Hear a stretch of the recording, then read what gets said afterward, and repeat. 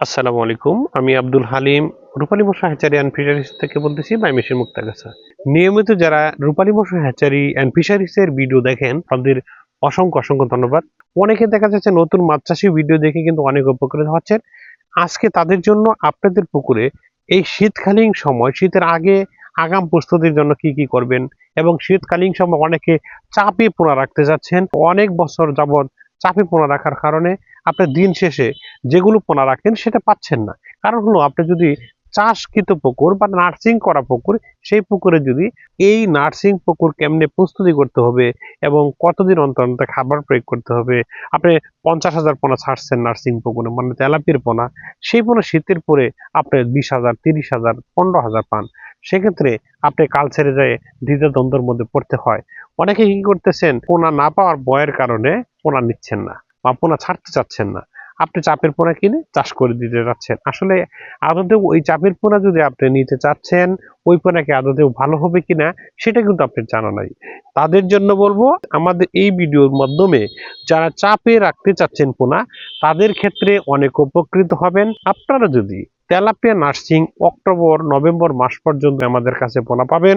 সেই পোনা যদি চাপে রাখতে চান, অবশ্যই পরিষ্কার পরিচ্ছন্ন পুকুরগুলো রাখেন। সেক্ষেত্রে পুকুরের উপরে নেট বা জাল টানিয়ে দিবেন, চতুর্দিক দিয়ে নেট করে দিবেন। এবং অনেকের পুকুর ভরা অবস্থা আছে, তারা কিন্তু পুকুর শোকায় না। না শোকানোর কারণে কিন্তু এখানে আগের প্রজন্মের মাছ থাকার কারণে কিন্তু ভালো করে বিষ প্রয়োগ করবেন। বিষ প্রয়োগ করার পরে পুকুরে কিন্তু প্রতি শতাংশে 1 ফিট পানির জন্য 5 মিলিগ্রাম করে ইউকা, মানে ইউকা গ্যাসের ডোজ, এবং 2 ফিট পানি থাকলে 10 গ্রাম, 3 ফিট পানি থাকলে 15 গ্রাম, এরকম করে আপনি নার্সারি পুকুর তো বেশি বড় আয়তন হয় না, দেখা যাচ্ছে 10%, 20%, এরকম পানির 1 ফিট পানির জন্য 5 মিলিগ্রাম ইউকা আপনি পুকুরে ছিটিয়ে, এবং ওই পুকুরে আপনি একটা প্রাকৃতিক খাবার তৈরি করবেন। যেরকম প্রাকৃতিক খাবার যদি নার্সিং পুকুরে তৈরি করেন, সেক্ষেত্রে শীতকালীন সময় মাছগুলো সুস্থ সবল থাকবে। ভাই, আপনাদের পুকুর এখন ভরা পুকুর থাকে, এই ভরা পুকুরের মধ্যে প্রাকৃতিক খাবার তৈরি করতে হবে। প্রাকৃতিক খাবার দেওয়ার পরে যদি নার্সিং পুকুরটা করেন, সেক্ষেত্রে ভালো রেজাল্ট আসবে। প্রাকৃতিক খাবার কি দিয়ে প্রাকৃতিক খাবার তৈরি করবেন, এই ভিডিওর মধ্যে সমস্ত কিছু আমরা দেখাই দেব। প্রতি শতাংশে 100 গ্রাম করে যদি আপনি পুকুর নার্সিং পুকুর হয়, 100 গ্রাম হারে আপনি নার্সারি পাউডার একটি ব্যারেলের মধ্যে ভিজাবেন। একটি কাটা ব্যারেল হতে পারে বা আপনি একটা চারি হতে পারে, চারির মধ্যে ভিজিয়ে রাখতে পারবেন।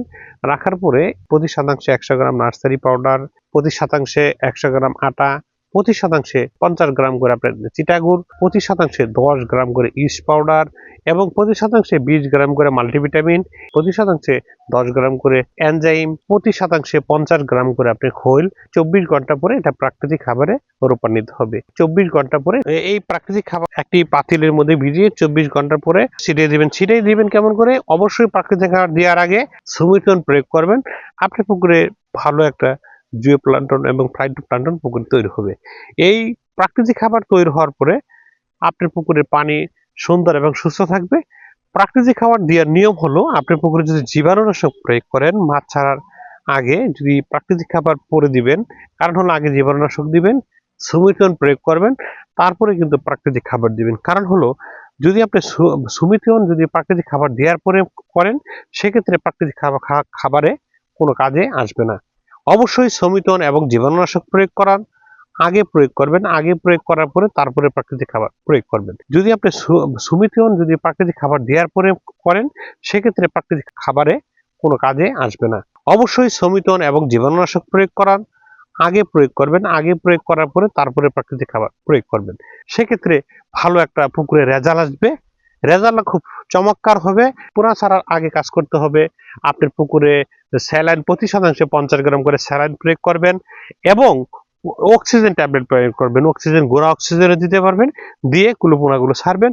পোনা ছাড়ার 4 থেকে 5 ঘন্টা পরে পুকুরে কিন্তু খাবার প্রয়োগ করলেও চলবে।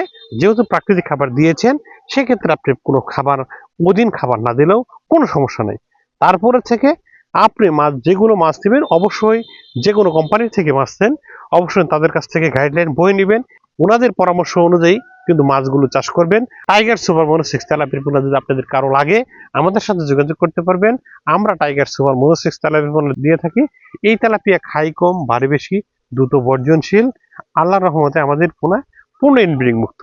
আপনারা চাইলে যারা তেলাপিয়া মাছ চাষ করতেছেন, অন্য জায়গা থেকেও তেলাপিয়া মাছ চাষ করতেছেন, আমাদের টাইগার সুপার বোনাস তেলাপিয়া নিয়ে ট্রায়াল দিতে পারেন। নিয়মিত রূপালী মশা হ্যাচারির ভিডিও দেখার জন্য আপনাদের পরিবার, পরিজন, আত্মীয় স্বজনকে সবাইকে অসংখ্য অসংখ্য ধন্যবাদ। ভালো থাকেন, সুন্দর থাকেন, সুস্থ থাকেন, রূপালী মশা হ্যাচারির সাথে থাকেন। আসসালামু আলাইকুম ওয়া রাহমাতুল্লাহ।